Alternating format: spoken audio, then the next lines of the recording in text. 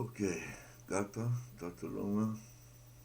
Dacă toată lumea e gata, capele sunt gata, sunt pregătim pentru Cuvântul lui Dumnezeu, pentru o nouă activitate. Da, telefoanele, cred că să le închidem.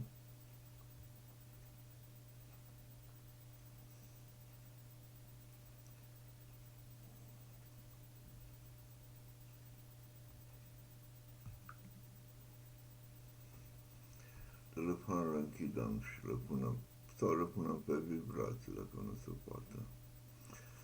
Bun venit din nou în mijlocul nostru. Ne pregătim sufletele, mințile și duhurile noastre și în primul rând să cerem aprobarea și binecuvântarea timpului ăsta din partea Dumnezeului Celui și al Pământului. Lăudat, cinstit și glorificat să fie numele Tatălui, al Fiului și al Sfântului Duh. Îți mulțumim, Tată Ceresc, pentru ziua de astăzi, pentru că am ajuns până în ceasul ăsta.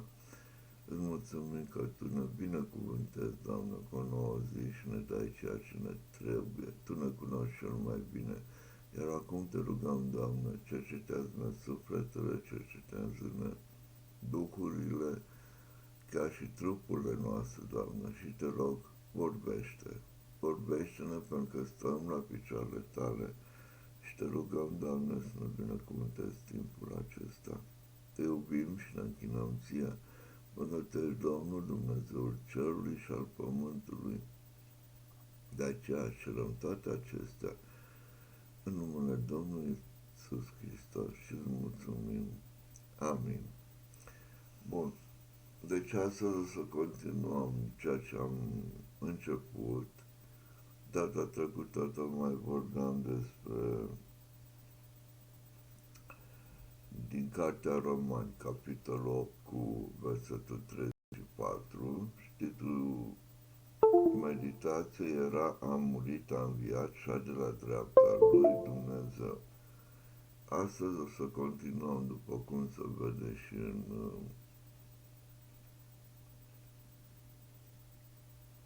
titlu, din Luca 22, capitolul 22, versetele 42 până la 45. Meditația de astăzi va numi diferența dintre Tatăl și Fiul. Deci, ne suflecăm frumos mânecile și pornim la treabă. În primul rând, o să fie, ca de obicei, partea întâia, programul online în care o să citesc din o carte mai veche de meditații, dar care e foarte frumoasă.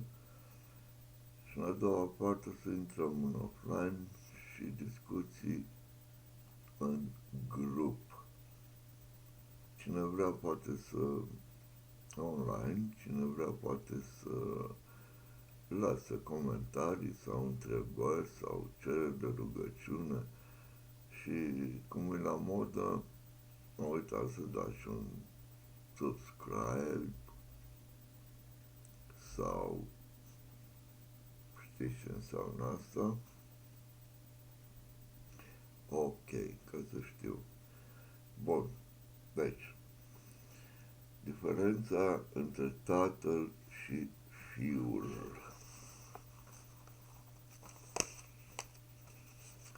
Și zice așa: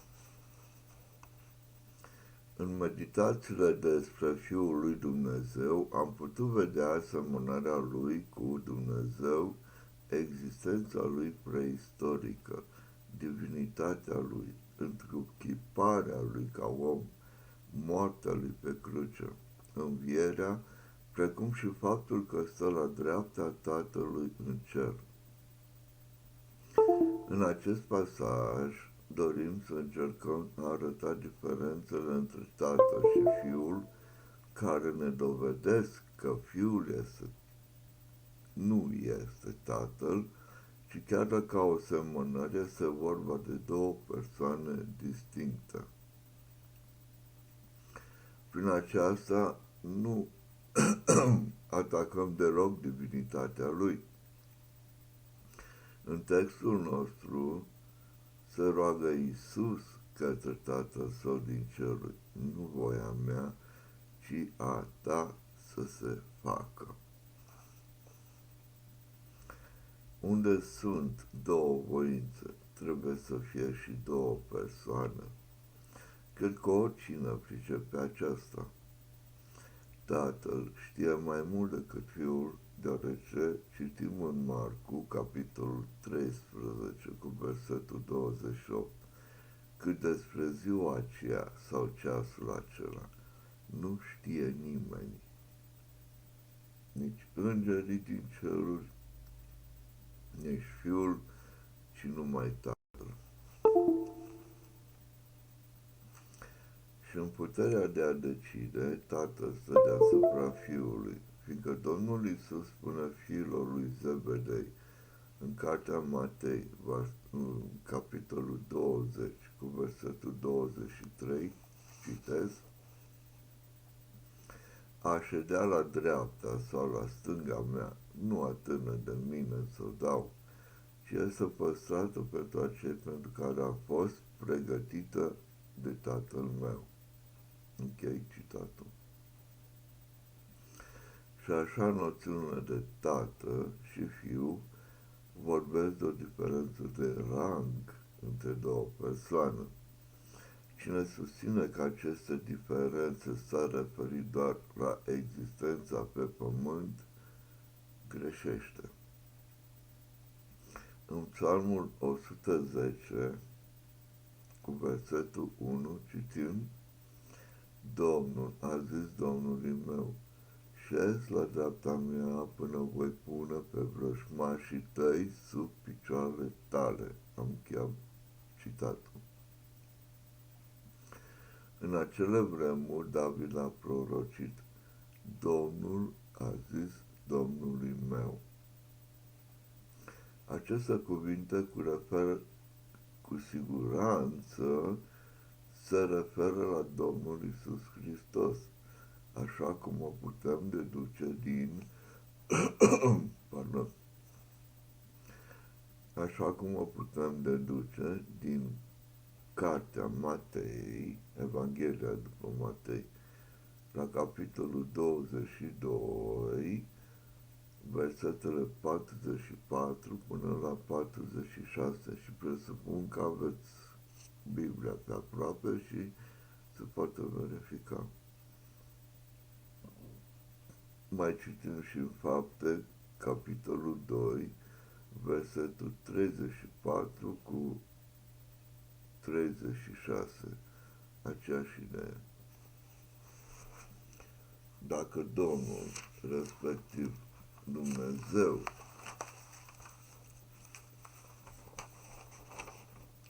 Tatăl, spune către Domnul lui David, respectiv Domnul Hristos, și îi dă un ordin, atunci putem observa clar că există o diferență de rang. Chiar și în legătură cu viitorul, Scriptura ne arată la cartea 1 Corinteni, capitolul 15, versetul 27 la 28, citez. Ne arată supunerea Fiului față de Tatăl. Acolo se vorbește astfel și citez: Dumnezeu în adevăr a pus totul sub picioarele Lui. Încheia citatul. Dar când zice că totul i-a fost supus, se înțelege că afară de Cel ce i-a supus totul. Cred că aceste lucruri sunt suficiente pentru a deosebi că Dumnezeu Tatăl și Fiul lui Dumnezeu sunt două persoane, chiar dacă asemănarea este atât de mare. încât Domnul Iisus personal a zis: eu și cu Tatăl una suntem. Sau cine mă vede pe mine, vede pe Tatăl. Amin. Până aici citirea din gândurile altora din cartea mea. Și ca să fim mai exact, o să citesc și din Biblie, din cartea Luca, Evanghelia după Luca, capitolul 22, versetul 42 la 45, care este versetul de la care am pornit și pe care îl vom discuta, îl vom comenta, vom gândi la el și vom încerca să înțelegem mai mult din el. Doamne ajută! De Luca 22, 42 la 45, care spune așa: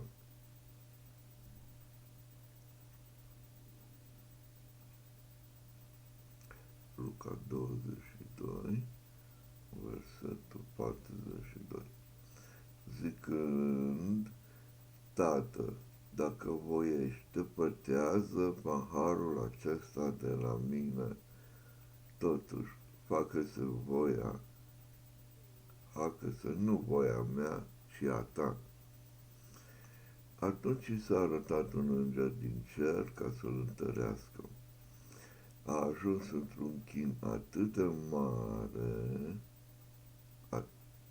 Doamne, a ajuns într-un chin ca de moarte și a început să se roage și mai fierbinte și sudoarea se făcuse ca niște picături mari de sânge care cădeau pe pământ. După ce s-a rugat, s-a sculat și a venit la ucenici. I-a găsit adormiți de întristare și le-a zis: pentru ce dormiți? Sculați-vă și rugați-vă ca să nu cădeți în ispită. Am chiar citatul.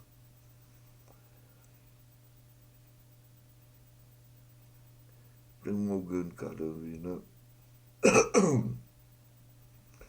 citind versetele astea, mă gândesc cât de mare a fost concentrarea și întristarea și durerea sufletească, chiar trupească, să înceapă să-i curgă în loc de lacrimi, să-i curgă lacrimi de sânge. Nu știu dacă cineva a încercat starea asta, dar este o stare dusă la extrem, care te, cum să zic, te epuizează, te face să suferi atât duhovnicește cât și trupește. Iată cât de mult ne-a iubit Dumnezeu pe noi. Iată cât de mult ne-a iubit Domnul Iisus pe noi păcătoși. Să suferi atât de mult înainte de a primi pedeapsa, știind ce urmează și totuși să mergi mai departe. Ăsta este Dumnezeul nostru și El încă suferă pentru noi, pentru cei păcătoși, pentru cei care nu doresc sau nu știu să primească cuvântul lui Dumnezeu, care nu știu să primească jertfa primită de Domnul Iisus Hristos. Gândește bine la ceea ce faci. Gândește bine la ceea ce faci cu timpul tău, pentru că suntem în vremurile din urmă în care, iată, lucrurile se schimbă de la o zi pe alta și nu în bine, din contră, în rău. Trec zilele din urmă, iar acum se hotărăște soarta omului, soarta ta, soarta ta. Dacă nu l-ai cunoscut pe Dumnezeu, dacă nu ai auzit despre Dumnezeu, sau dacă te faci a fi ateu, măcar ateu nu există, ascultă astăzi glasul lui Dumnezeu. Nu te lăsa păcălit de cel rău. nu asculta ce spune cel rău, pentru că el nu are putere asupra celui credincios. Ascultă de Dumnezeu, ascultă și primește. Efectiv, acceptă ceea ce Domnul Iisus Hristos a făcut pe acest pământ. El a venit pe pământ, s-a întrupat, a luat chip de om, a trăit o viață de om pe acest pământ, ca tu să poți să trăiești în ea și el în tine. Diferența dintre Tatăl și Fiul, da, este și am văzut în ceea ce am citit. Dumnezeu este mare și lucrează și astăzi. Fiecare să binecuvântează pe cel care ascult și vezi materialul ăsta și să-ți dea, cum să zic, hotărârea asta de a-L cunoaște mai mult pe Dumnezeu, de a primi locul ăla care este deja al tău și este pregătit sus în ceruri, cu condiția să accepti. Te duci să le pentru că eu, dacă mă duc, să zicem la o gară, la gară, da? Vreau să plec din punctul A în punctul B și mă urc sus în tren. Vine conductorul, cere bilet, n-am bilet. Ce fac? Plătesc biletul sau la prima stație cobor? E bine, ca un fel de comparație, așa este și aici. Tu ai un loc pregătit. Trebuie să mergi, biletul ți este plătit, călătoria este gata, dar urcă în tren, cu încredere, ca să ajungi în locul destinație. Iar locul destinație este sus în cer, nu jos în pământ, nu aici pe pământ. Aici pe pământ cât ai să trăiești? 10, 20, 50, 100 de ani, cât te va lăsa Dumnezeu. Dar să nu uiți niciodată lucrul ăsta.